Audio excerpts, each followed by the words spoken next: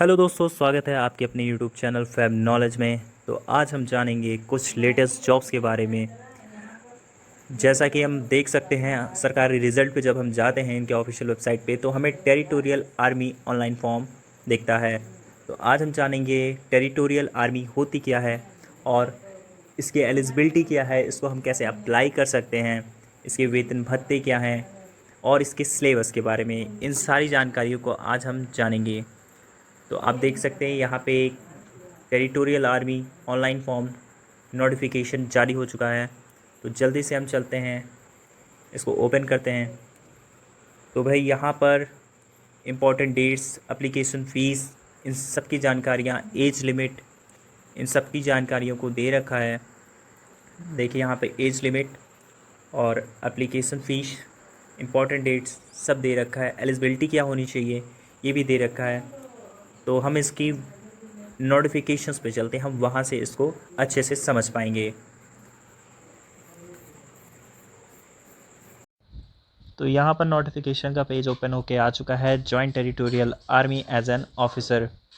मैं आपको बता दूं कि ये टेरिटोरियल आर्मी पार्ट टाइम की जॉब होती है हमारी। ये हमें फुल कैरियर नहीं देती। जैसे इंडियन आर्मी आफ्टर जॉब हमें पेंशन मिलती है, तो पेंशन की भी सुविधा इसमें नहीं होती है। और ये उन लोगों के लिए बहुत ही अच्छा मौका है जो कभी जाना चाहते थे आर्मी में या किसी आर्म फोर्सेस में। तो उनके लिए बहुत ही सुनहरा मौका है कि आपको आर्मी में एक ऑफिसर की पोस्ट मिलेगी, एक लेफ्टिनेंट मेजर की पोस्ट मिलेगी। तो ये बहुत ही अच्छा है मौका। तो जल्दी से जाएं, इसके फॉर्म को अप्लाई करें। और जैसा हम जानते हैं कि क्रिकेटर महेंद्र सिंह धोनी, एक्टर नाना पाटेकर, सचिन पायलट जैसे महान हस्तियों ने भी इसमें अपनी सेवाओं को दिया हुआ है। तो चलिए हम चलते हैं अपनी कंडीशन ऑफ एलिजिबिलिटी की ओर कि क्या क्या एलिजिबिलिटी होनी चाहिए, क्या क्या कंडीशंस होनी चाहिए। तो पहला जो दिया है वो nationality, only citizen of India. तो भाई आप भारत के नागरिक होने चाहिए, आप पुरुष हों या महिला, ये दोनों के लिए ही ये पोस्ट है। दूसरा है एज लिमिट कि आप 18 से 42 वर्ष के होने चाहिए, अंतिम तिथि जो फॉर्म भरने की है उससे पहले। और एजुकेशन क्वालिफ़िकेशन क्या होनी चाहिए भाई, आप ग्रेजुएट होने चाहिए किसी भी यूनिवर्सिटी से, भारत की किसी भी यूनिवर्सिटी से आप ग्रेजुएट होनी चाहिए। फिजिकली स्टैंडर्ड क्या है कि आप फिजिकली और मेडिकली एकदम फिट होने चाहिए। तो पॉइंट नंबर सी की ओर हम लोग बढ़ते हैं। यहाँ पे एम्प्लॉयमेंट के बारे में दिया है, गेनफुली एम्प्लॉयड। तो गेनफुली एम्प्लॉयड, इसमें लोगों को बहुत ज़्यादा कन्फ्यूज़न होती है। तो इसका मतलब होता है जो प्रेजेंट टाइम में भी कहीं ना कहीं काम कर रहे हों, चाहे वो किसी सरकारी विभाग में हो, अर्ध सरकारी विभाग में हो, किसी प्राइवेट कंपनी में हो या सेल्फ एम्प्लॉय हो, तो ये गेनफुली एम्प्लॉयड में आते हैं। अब यहाँ पे देखिए क्या दिया है, servicing member of regular army air force are not eligible. देखिए जो servicing army, navy, air force, police, GREF, paramilitary and like force are not eligible. देखिए जो पुलिस में हो, एयर फोर्स में हो, आर्मी में हो, ऐसे किसी भी पैरामिलिट्री सर्विस में हो, वो एलिजिबल नहीं होते इसके लिए। अब डेट ऑफ रिटर्न एग्ज़ाम, इन्होंने देखिए डेट ऑफ रिटर्न एग्ज़ाम भी दे रखी है कि ये 26 सितंबर 2021। तो ऑलमोस्ट आपके पास 2 ही महीने हैं इस एग्ज़ाम की प्रिपरेशन के लिए। 26 सितंबर को रिटर्न एग्ज़ाम इसका होगा। Submission of application, the online registration and application can be filled 20 July to 19 August 2021 till 11:59 PM। तो देखिए भाई हमारे पास बस समय है 20 जुलाई से लेकर 19 अगस्त तक का। तो जल्दी ही इस फॉर्म को भर दीजिए, वरना फिर लास्ट में क्या होता है कि भीड़ ज़्यादा हो जाती है और साइट काफ़ी लो चलने लगती है, जिससे हम लोग फॉर्म को भरने में असमर्थ रहते हैं। अब यहाँ पे इन्होंने सेंटर ऑफ एग्ज़ामिनेशन दे रखा है, तो इन्होंने काफ़ी सेंटर बना रखे हैं एग्ज़ामिनेशन के। तो ये तो काफ़ी अच्छी बात है कि यहाँ पे सेंटर्स की कमी नहीं है। दिक्कत वहाँ होती है जहाँ पे सेलेक्टेड सेंटर होते हैं, 1 या 2। तो आगे बढ़ते हैं हम लोग, standard and syllabus of the examination.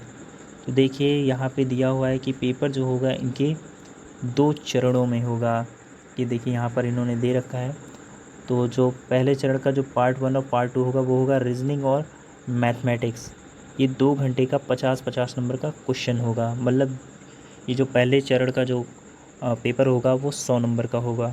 ऐसे ही दूसरे चरण का एक क्वेश्चन होगा, पेपर होगा जो जनरल नॉलेज और इंग्लिश से संबंधित होगा। तो जनरल नॉलेज और इंग्लिश के सब्जेक्ट होंगे, ये भी 2 घंटे का होगा और ये भी 50-50 क्वेश्चंस का होगा और इसके भी मार्क्स 100 होंगे। तो कुल मिला करके अगर देखें तो 200 नंबर का पेपर होगा दोनों चरणों को मिला करके। अब इसके सिलेबस क्या है, तो सिलेबस के बारे में हम देख सकते हैं कि यहाँ पे जो पहले चरण का है वो इंग्लिश एंड एलिमेंट्री मैथमेटिक्स है और दूसरे चरण का देखते हैं तो यहाँ पे जनरल नॉलेज और इंग्लिश है। इसके बारे में ये अंदर इसके इंक्लूड किया क्या होगा ये यहाँ पर हमें दिखा दिया है। इंग्लिश के अंदर क्या होगा, जनरल नॉलेज के अंदर क्या क्या हो सकता है, ये हम सारी चीज़ें यहाँ पर देख सकते हैं। तो यहाँ पर 8वां नंबर जो पॉइंट है वो है टाइम। तो maximum time for each paper is 2 hours and will be conducted in 2 sessions. तो जो मैक्सिमम टाइम होगा पेपर का वो 2 घंटे का होगा और ये 2 सेशंस में होगा।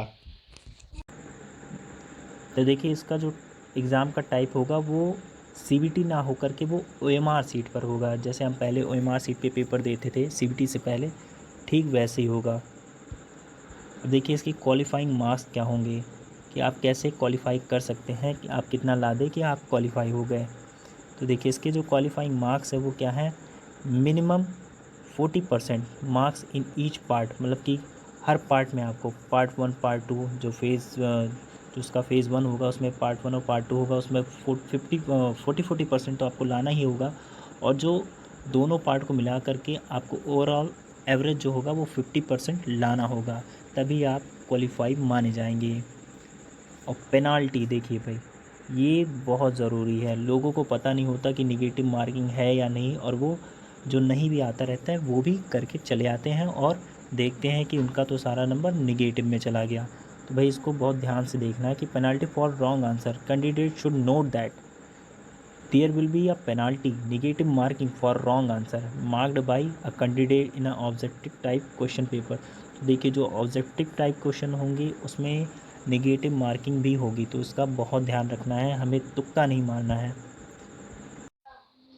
तो यहाँ पे 12वां नंबर पॉइंट है फीस डिटेल्स का। तो यहाँ पे कैंडिडेट को बस 200 रुपये एग्ज़ामिनेशन की फ़ीस देनी होगी। तो हम लोग अपने नेक्स्ट पॉइंट पे चलते हैं, हाउ टू अप्लाई। तो आप इनकी ऑफिशियल वेबसाइट पे भी जाके ज्वाइन territorialarmy.gov.in पे भी जाके आप रजिस्ट्रेशन कर सकते हैं। और आपने मेरी वीडियो में देखा होगा कि हम सरकारी रिज़ल्ट पे भी जा करके इसका आसानी से रजिस्ट्रेशन कर सकते हैं।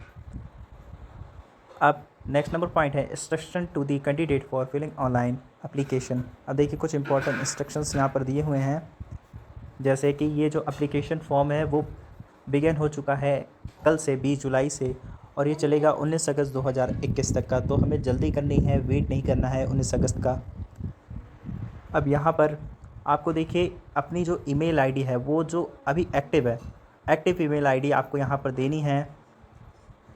अब हम आते हैं नेक्स्ट नंबर पॉइंट पे, यह है admit card for written exam. देखिए जो आपका एडमिट कार्ड होगा वो जब एग्ज़ाम की डेट पास आएगी तो आपकी ऑफिशियल वेबसाइट पे उनकी लोड कर दिया जाएगा, तो आप वहाँ से जा कर के इसको डाउनलोड कर सकते हैं।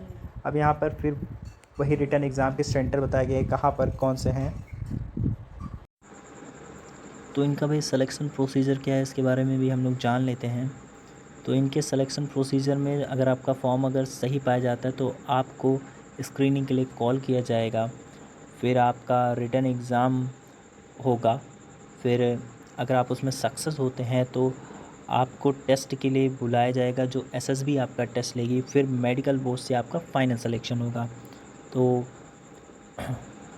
वैकेंसीज़ जो होगी मेल और फीमेल की कैंडिडेट की वो डिटरमाइन की जाएगी ऑर्गेनाइजेशन रिक्वायरमेंट के हिसाब से। मतलब जिस तरह से रिक्वायरमेंट होगी उस तरह से मेल और फीमेल्स को जॉब दी जाएगी। अब देखिए ये जो नेक्स्ट पॉइंट है एम्बोडाइमेंट for training.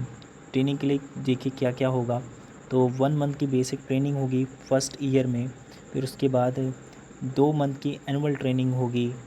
Camp every year including the first year, एक पहले ईयर को इंक्लूड करके मतलब आपको 2 महीने की तो ट्रेनिंग लेनी ही पड़ेगी। फिर उसके बाद टर्म्स एंड कंडीशंस इनकी क्या क्या हैं, देखिए ये बहुत ज़रूरी है, इनकी टर्म्स और कंडीशन को हमें जानना। तो जो टेरिटोरियल आर्मी होती है is a the part time concept with a mandatory 2 months training in year and does not provide a full time career. देखिए ये आपको फुल टाइम कैरियर प्रोवाइड नहीं करती है, ये बस एक पार्ट टाइम, मैंने आपको बताया था कि ये बस एक पार्ट टाइम ही जॉब है। जब ज़रूरत पड़ेगी तब आपकी सेवा को ले सकते हैं। अब देखिए servicing territorial army do not guarantee pension. देखिए इसमें कोई गारंटी पेंशन भी नहीं है कि आपको पेंशन आपको दी जाएगी, जैसे कि आर्मी में दी जाती है वैसे इसमें पेंशन नहीं मिलती है। अब देखिए commission is a guaranteed in the rank of a lieutenant, इसकी गारंटी ज़रूर दी जाती है कि आपको लेफ्टिनेंट की पोस्ट दी जाएगी। अब देखिए इसके pay allowance and privilege will be same as a regular army officers. जो इसकी जो पे अलाउंस होंगे, जो इनके वेतन भत्ते होंगे, वो एकदम जैसे रेगुलर ऑफिसर होते हैं उन्हीं की तरह दी जाएगी। तो भाई इनकी पे स्केल हम देख लेते हैं। यहाँ पे इन्होंने लेफ्टिनेंट, कैप्टन, मेजर, ये सब की पे स्केल आपके सामने ये देखिए बॉक्स में लिखी हुई है। तो ये पे स्केल तो काफ़ी अच्छी है, तो इसके लिए हमें चिंता करने की कोई ज़रूरत नहीं। तो यहाँ पर हम देख सकते हैं सबसे इम्पॉर्टेंट पॉइंट जो है वो है point number G, service certificate by a candidate employ in central government, union territory, state, semi government, private sector, authenticated by a head office along with a salary certificate and no objection certificate by the department as per format given below. देखिए भाई जो government services में है, railway में है, उनको क्या चाहिए, नो ऑब्जेक्शन सर्टिफिकेट की ज़रूरत होगी डिपार्टमेंट से उनके, चाहे वो रेलवे में हो चाहे किसी और सरकारी जॉब में हो, उनको नो ऑब्जेक्शन सर्टिफिकेट की ज़रूरत होगी। और जो प्राइवेट सेक्टर में है उनको क्या, उनके ऑफिस से मतलब सैलरी सर्टिफिकेट चाहिए होगा। अब बात होती है पॉइंट नंबर एच की, जो सेल्फ एम्प्लॉय है उनका क्या। तो जो सेल्फ एम्प्लॉय हैं, देखिए यहाँ पे साफ साफ इन्होंने लिख दिया है, self employ candidate are required to submit an affidavit on non judicial stamp paper of a minimum value duly attested stating a nature of employment and a annual income with photocopy of a PAN card and self certified character certificate. तो उनको क्या एक affidavit की ज़रूरत पड़ेगी और income certificate भी उनका लगेगा, और साथ में पैन कार्ड की फ़ोटो कॉपी और सेल्फ सर्टिफाइड कैरेक्टर सर्टिफिकेट भी। और देखिए यहाँ पर और भी कुछ दिया है, ये है latest income proof from the appropriate authority, income tax renew department, magistrate, employer. देखिए जो एम्प्लॉयर है आपका, जो आपको एम्प्लॉय रखा है, या आपका जो टैक्स रिन्यू डिपार्टमेंट जहाँ पे आप टैक्स, इनकम टैक्स पे करते, तो आपको उन सब का भी ज़रूरत पड़ सकता है अपने इनकम प्रूफ को दिखाने के लिए। तो copy of PAN card, PAN card की copy, copy of Aadhaar card, copy of latest income return, जो आपने आईटीआर भरा है उसका आपको कॉपी लग सकता है दिखाने के लिए आपके एम्प्लॉयबिलिटी को कि आप यहाँ के एम्प्लॉय हैं, आपने इनकम टैक्स पे किया है। तो ये सब बहुत ज़रूरी हो सकता है। आगे देखते हैं, the following applicable certificate be compulsory produce at time of the interview. तो देखिए ये जो फॉलोइंग एप्लीकेबल सर्टिफिकेट है, जो यहाँ पे आपको ये जो नीचे दिख रहा है, ये आपको उस समय भरा जाएगा जब आपका टाइम होगा इंटरव्यू का। ये देखिए ये आपको खुद भरना पड़ेगा वहाँ पर, ये जितना है वो आपको वहीं पे भरना है जब आपका इंटरव्यू होगा। तो आगे बढ़ते हैं हम। तो यहाँ पे इम्पोर्टेंट इंस्ट्रक्शन दिए गए हैं कैंडिडेट्स के लिए आंसर शीट को लेकर के। तो जैसे हम OMR शीट में आंसर देते हुए आए हैं, वैसे सेम यहाँ पर इन्होंने बताया हुआ है कि आपको एक बुकलेट दी जाएगी, उसमें क्वेश्चन होगा, 4 ऑप्शंस होंगे, और बुकलेट में आपको वो आंसर्स को नहीं लिखना है, आपको OMR शीट पर आपको दिया जाएगा पहले के आगे ABCD ऐसे करके ऑप्शन दिया जाएगा। तो जो करेक्ट आंसर होगा उसको आपको कलर कर देना है, आप पेन से भी उसको कर सकते हैं, उस बॉक्स को फिल कर देना है। तो ऐसे आपका ये क्वेश्चन जो होगा आपको ऐसे ही सॉल्व करना है। बाकी सारी इन्फॉर्मेशंस यहाँ पर नीचे दी ही हैं, बाकी इतनी इम्पोर्टेंट तो है नहीं।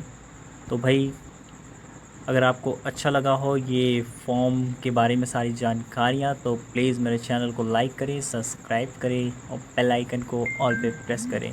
Thank you so much.